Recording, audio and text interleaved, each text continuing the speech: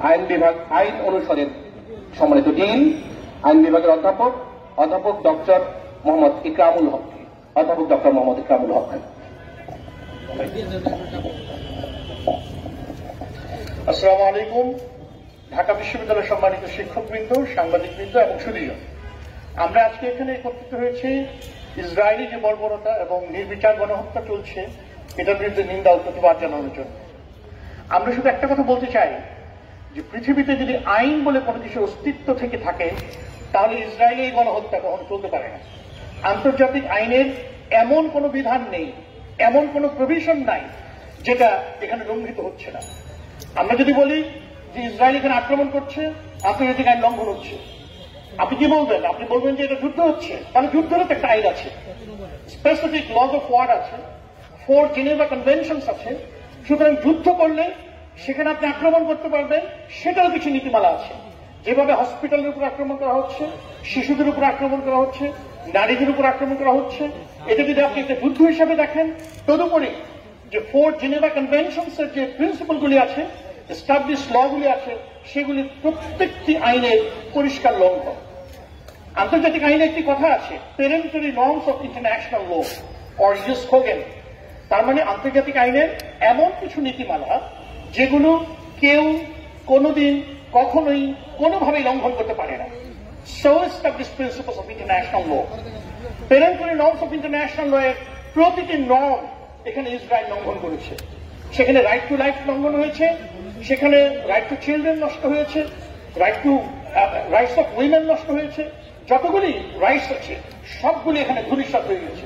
আমরা যদি আন্তর্জাতিক আইনে ইন্টারন্যাশনাল হিউম্যান রাইটস ল যেটি একটি বড় ডকুমেন্ট ধরে নেওয়া হয়, universal declaration of human rights, universal declaration of human rights আজকে অর্থহীন হয়ে গিয়েছে। ইন্টারন্যাশনাল হিউম্যান রাইটস লতে 9টা কোড ট্রিটি আছে, তার মধ্যে আছে convention the rights of the children, convention on elimination of all forms of discrimination against women, সিডো, ICCPR, ICCR, যতগুলি code ট্রিটি আছে ইন্টারন্যাশনাল হিউম্যান রাইটস লয়ের প্রত্যেকটি লঙ্ঘিত হয়েছে। সেজন্যই আজকে আমরা দেখছি যে ফিলিস্তিনের পক্ষে, ইসরায়েলের বিপক্ষে পৃথিবীতে শুধুমাত্র একটি জনগোষ্ঠী সেখানে দাঁড়ায়নি, সারা পৃথিবীর প্রত্যেকটি দেশের প্রত্যেকটি ধর্মের মানুষ, প্রত্যেকটি মানুষ, পৃথিবীর সচেতন মানুষ, বিবেকবান মানুষ এটার জন্য দাঁড়িয়েছে, ফিলিস্তিনের পক্ষে দাঁড়িয়েছে। তো আজকে আমরা এটাই বলছি, আমি এই কথা বলে শেষ করছি যে আইন বলে যদি পৃথিবীতে কোনো কিছু থেকে থাকে তাহলে অবিলম্বে ইসরায়েলে বর্বরতা বন্ধ করা হোক, এবং জাতিসংঘের যদি আদৌ কোনো অস্তিত্ব থেকে থাকে তাহলে জাতিসংঘ সেটা প্রমাণ করুক যে international law exist and people are to be saved. Thank you so much.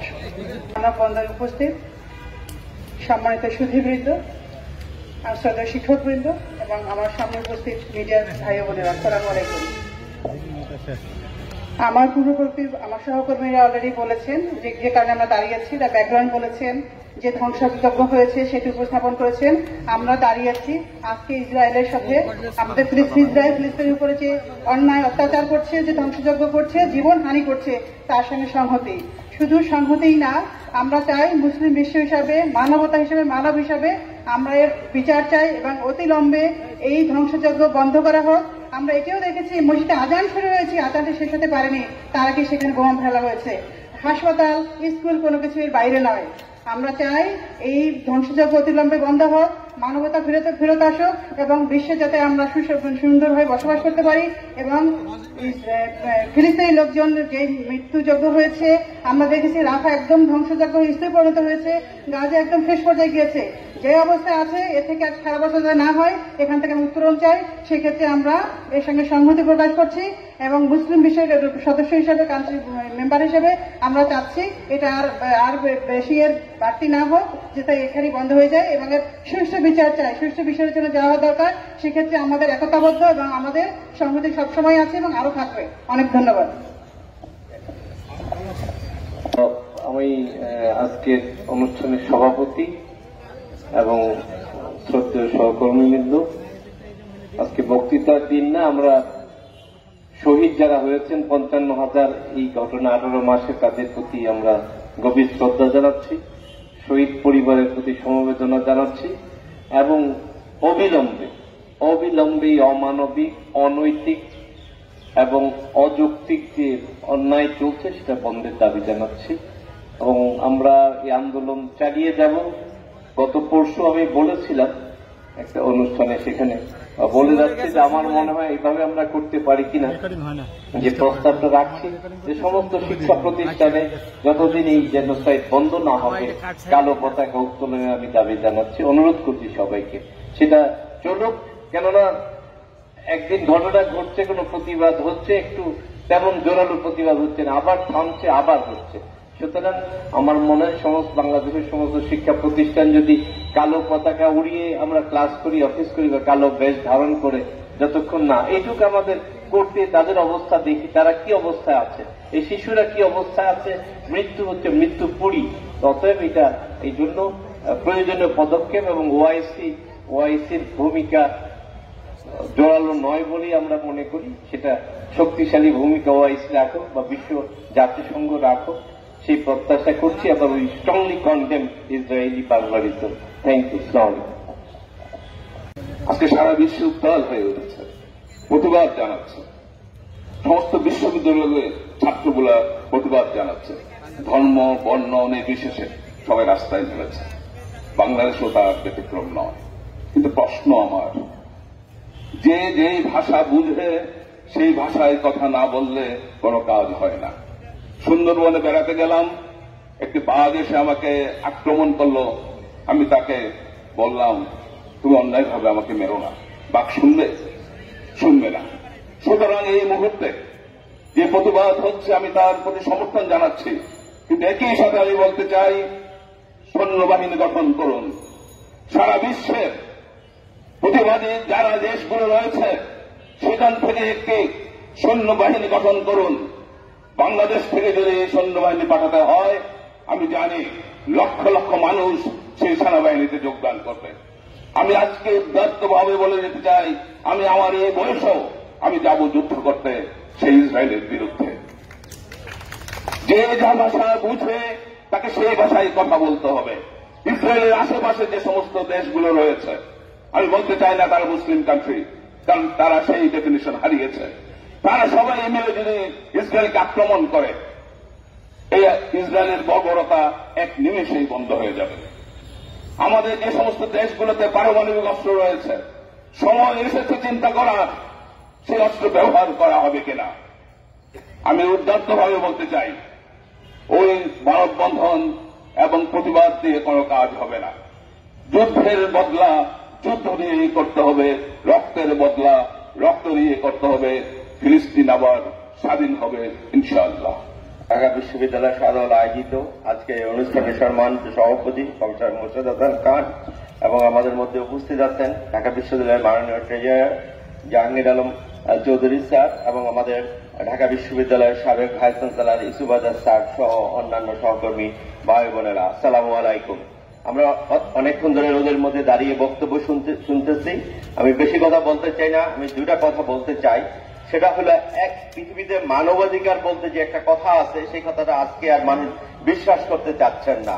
যত রকমের মানবাধিকার আছে সব লঙ্ঘন হচ্ছে আজকে গাজাতে। এখানে শিশুদের মারা হচ্ছে, মেয়েদেরকে মারা হচ্ছে, মাদেরকে মারা হচ্ছে, পুরো একটা এলাকা ধ্বংস করে দেওয়া হচ্ছে। গাজা নামে যে একটা জায়গা থাকবে, হয়তো আগামী প্রজন্ম জানতেও পারবে না, এদেরকে আজকে এখান থেকে মেরে সরিয়ে দেওয়া হচ্ছে।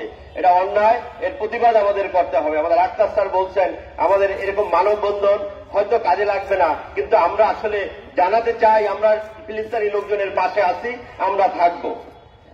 আমি এই মুহূর্তে দাবি জানাচ্ছি স্টপ জেনোসাইড, যেটা আজকে আমাদের ব্যানারের মেইন থিম। আমরা আবারও বলতে চাই স্টপ জেনোসাইড। দ্বিতীয় আরেকটা কথা বলতে চাই, গাজাতে ধ্বংস হচ্ছে, অস্ত্র চালাচ্ছে সাধারণ মানুষের উপর, কিন্তু তার প্রতিবাদে আমরা যে প্রতিবাদটা করতেছি সেটা যাতে মানুষের মানবাধিকার লঙ্ঘন না হয় সেটা দেখতে হবে। বাংলাদেশে কিছুদিন ধরে কিছু ব্যবসা প্রতিষ্ঠান ধ্বংস করা হচ্ছে, আমার মনে হয় এটা ঠিক হচ্ছে না। ব্যবসা প্রতিষ্ঠানের সাথে ওদের হয়তো সম্পর্ক নাই, সেগুলো ধ্বংস করা যাবে না। আমরা আমাদের নিয়মতান্ত্রিক ভাবে আন্দোলন করব, প্রতিবাদ জানাবো এবং সারা বিশ্বকে সেটাকে আমরা জানাবো। কিন্তু আমরা এখানে যদি ধ্বংসলীলা করতে থাকি সেটা কিন্তু ঠিক হবে না। কিছুদিন ধরে হয়তো কোনো বাটা বা কোনো খাদ্যের দোকানে এখানে অনেক ধ্বংস হচ্ছে, আমরা সেগুলোর প্রতিবাদ জানাই এবং সেগুলো বন্ধ করতে হবে। আর আমি বেশি কিছু না বলে এখানে ফিলিস্তিনি লোকজনের প্রতি সহানুভূতি এবং সংহতি প্রকাশ করে আমার কথা শেষ করলাম। আসসালামু আলাইকুম। বিসমিল্লাহির রহমানির রহিম। শুধু আমার সম্মানিত কলিগ, সিনিয়র জুনিয়র এবং আমার সামনে ইলেকট্রনিক অ্যান্ড প্রিন্ট মিডিয়ার সম্মানিত সাংবাদিক বন্ধুরা, সবাই কষ্ট করে আসার জন্য আপনাদেরকে ধন্যবাদ জানাচ্ছি। আজকে কেন আমরা এই প্রোগ্রাম করছি সবাই আপনারা অলরেডি অবগত আছেন। ফিলিস্তিনিতে বর্তমান পরিস্থিতি কি যাচ্ছে। গত 8 দশক ধরে ওরা আমাদের উপরে অত্যাচার করে যাচ্ছে, ফিলিস্তিনিদের উপরে। তারা এটা করছে এবং করবে যদি আমরা প্রতিবাদ জানাতে না পারি। শুধু প্রতিবাদ না, আমাদের আত্মসার বলছেন সশস্ত্র প্রতিবাদ জানাতে হবে। আমরা দেখতে পাচ্ছি এই গাজায় এবং রাফি এবং ইভেন শিবিরে, জেনিন শিবিরে ওরা বোম ব্লাস্ট করতেছে। শত শত নাগরিক ওরা হত্যার লাশ হিসাবে পড়ে আছে।